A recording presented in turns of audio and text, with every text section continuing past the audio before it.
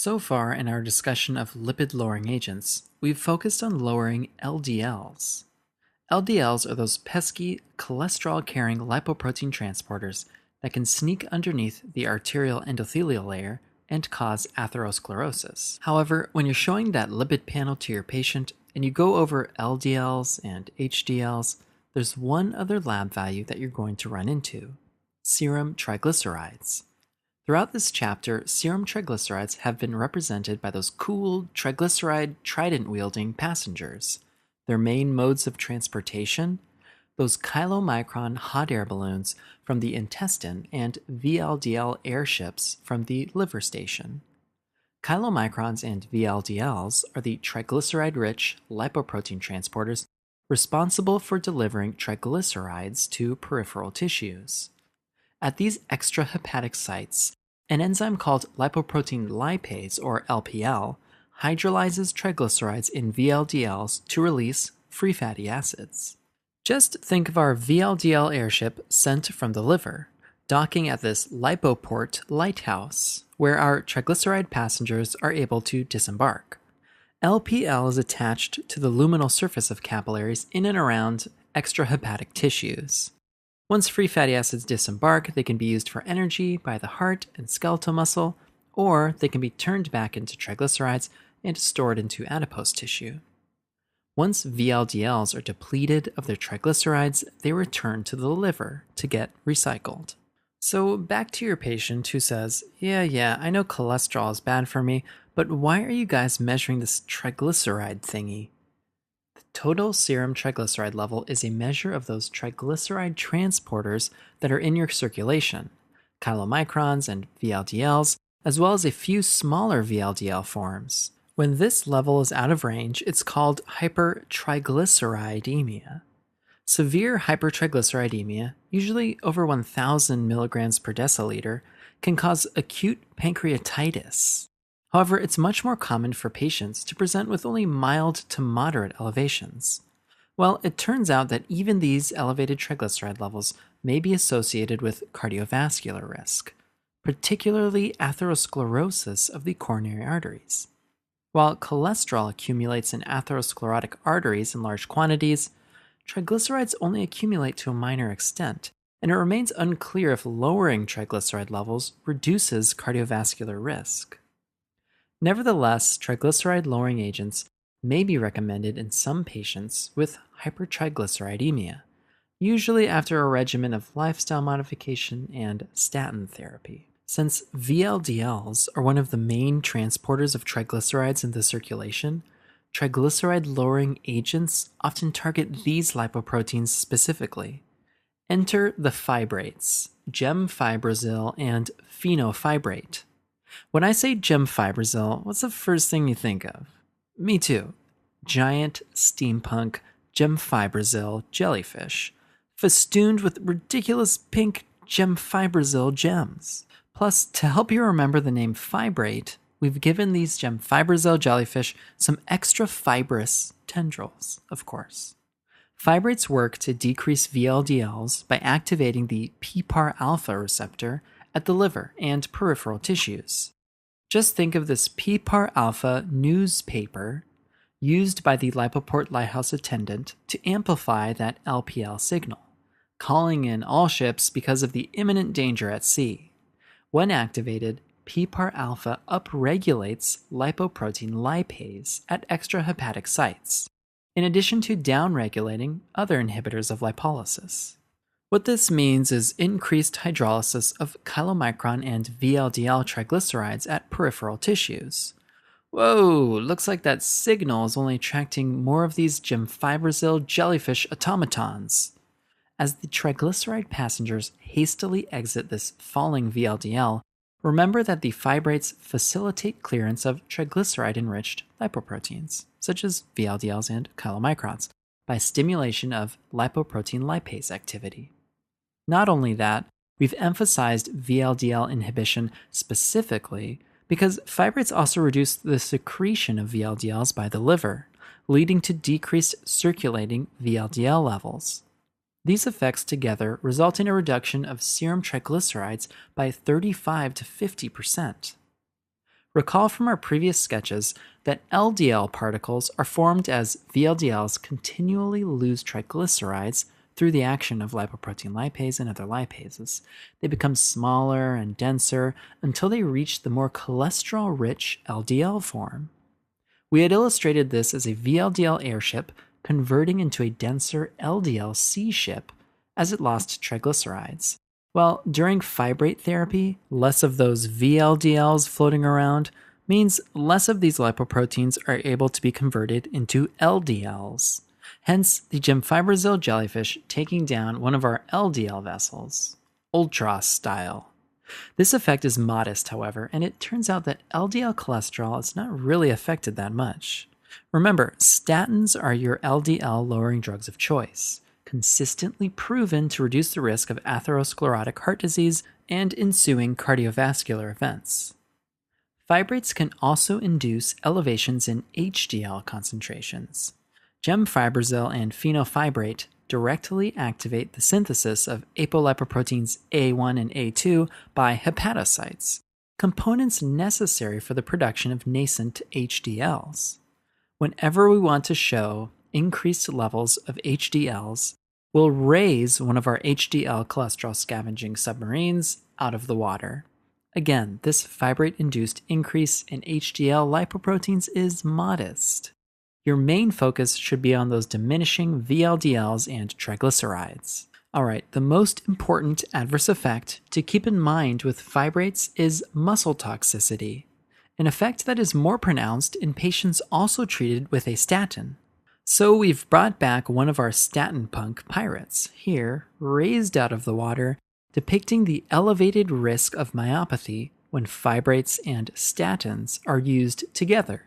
Just remember that big bite out of that myopathic chicken leg.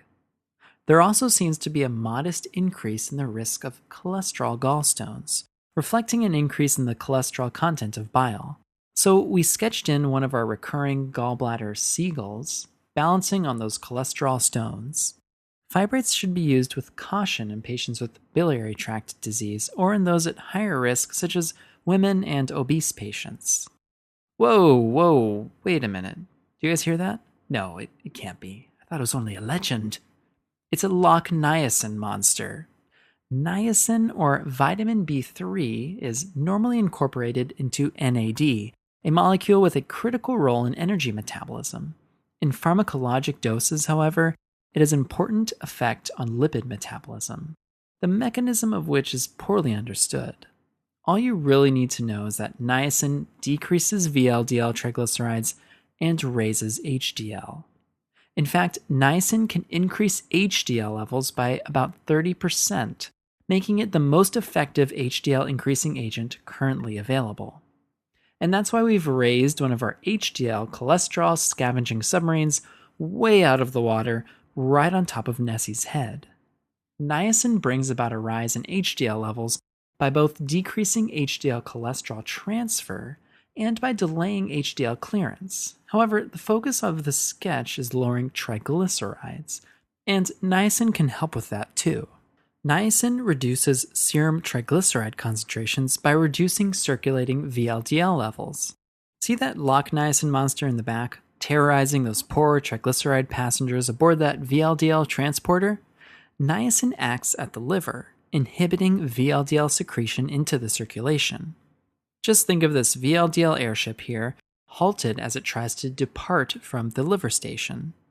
Niacin can also reduce triglyceride release from adipose tissue. Together, these effects can produce a marked decrease in circulating triglyceride levels. LDLs are also affected, so let's make our Loch niacin monster taking down an LDL cholesterol transporter as well, in one fell swoop. Remember that LDL particles are formed as VLDLs continually lose triglycerides through various lipases. They become smaller and denser until they reach the more cholesterol-rich LDL form. With less triglyceride-rich VLDL transporters floating around, less of these lipoproteins are converted to LDLs. Therefore, in combination with a resin or a statin, niacin can be used to help normalize LDL levels. However, the use of niacin is often limited by poor tolerability. Most patients experience a harmless cutaneous vasodilation and sensation of warmth after each dose. This is when niacin is first started or when the dose is increased. Hence, we've made our lock niacin monster big, red, and powered by an inflammatory furnace. This effect is mediated by prostaglandins, so we've also sketched in one of the commanders of this steam-powered Leviathan, brandishing none other than our recurring prostaglandin pro-slugger bat. This symbol will become more prominent in our very next sketch, where we illustrate NSAIDs and their ability to combat prostaglandin-mediated inflammation. For now, just imagine that the big pro-slugger bat is a mediator of vasodilation and inflammation, both of which are counteracted by NSAIDs. An inflammation-reducing fire extinguisher is our recurring theme for NSAID therapy, and in this sketch, these NSAID extinguishers are being wielded by our friends here, attempting to put out that inflammatory furnace. Taking 81 to 325 milligrams of aspirin a half hour before taking niacin usually blunts these unwanted prostaglandin effects. Patients should be warned to expect flushing and that it's likely a harmless side effect. Alright, a couple more side effects to mention. When you think of niacin, think high HDLs. However, I want you to keep in mind a few other elevated lab values: high glucose, high uric acid, and high liver enzymes. See this diver here on top of Nessie? As he tosses a piece of hyperglycemia-inducing candy into the air, completely disregarding the fact that he's still wearing his Jules Vernian headgear, remember that niacin can increase glucose levels. As a result, hyperglycemia may develop in susceptible patients, and the glycemic state may be worsened in those already being treated for overt diabetes mellitus. Hyperuricemia also occurs in some patients and occasionally precipitates gout. That's why his friend here has decided to knit something nice in celebration for the latest raid. Yellow needles are our recurring sketchy symbol for the gout-inducing needles of uric acid. Plus, the ball of yarn in the foot symbolizes the tophus that is associated with chronic gout. Allopurinol can be given with niacin if needed, an agent we'll discuss at the very end of this unit when we illustrate gout therapy. Elevations in hepatocellular enzymes are also common with nicotinic acid and may lead to severe hepatotoxicity, jaundice, and fulminant hepatitis. This is depicted at the demolished liver base, as the LFT flag is raised in surrender. The onset of hepatocellular injury is not predictable. Therefore, regular monitoring of biochemical studies is mandatory. Alright, before we wrap up this steampunk story, I want to mention one more agent that can be useful when getting those triglyceride levels into normal range, and that's fish oil. As these mechanized fish leak oil and scour the ocean floor, notice that their tails are omega-shaped. That's because fish oils are high in omega-3 fatty acids. Fish oil consumption lowers serum triglyceride concentrations by decreasing production of VLDL and apolipoprotein B. These effects reduce circulating triglycerides by 25 to 30%, an effect within the range of efficacy of other triglyceride-lowering drugs. So we've sketched in some of our triglyceride tridents now, just flotsam and jetsam at the bottom of the sea. However, the fish oil doses required to lower triglycerides are several-fold higher than the doses that may reduce coronary mortality. Additionally, the clinical benefits of lowering elevated plasma triglyceride levels by any pharmacologic means have not been convincingly demonstrated. Nevertheless, fish oil supplementation has been shown to improve several cardiovascular risk factors. Modest fish oil consumption may reduce the risk of mortality in coronary heart disease with little if any risk. When patients are seeking information on a healthy diet, many clinicians will recommend consumption of at least 1 to 2 servings per week of oily fish, and daily fish oil supplements are available as well. Alright, I hate to say it, but this is the end of our steampunk adventure. So let's sum up this sketch. As the VLDL airships fall out of the sky, remember that both niacin and the fibrates can be used to decrease the levels of VLDLs and the triglycerides they carry. Fibrates, such as the gem fibrozil jellyfish, work by activating PPAR alpha, which upregulates lipoprotein lipase, accelerating the hydrolysis of VLDL triglycerides. Fibrates also reduce VLDL secretion by the liver. These agents only have a modest effect on circulating HDLs and LDLs. The main side effect to watch out for? Muscle toxicity, especially when concurrently treated with a statin. Niacin is represented by Nessie on the right. That HDL submarine raised out of the water signals that this is the most effective agent for raising HDL. Niacin is also terrorizing the liver base, demonstrating decreased VLDL production and thus decreased serum triglycerides.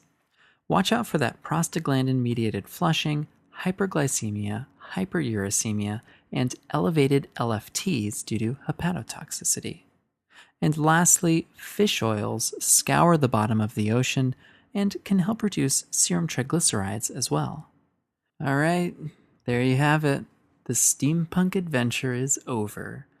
Back to the real world where everything's electric and computery and not unnecessarily powered by steam. That's so lame.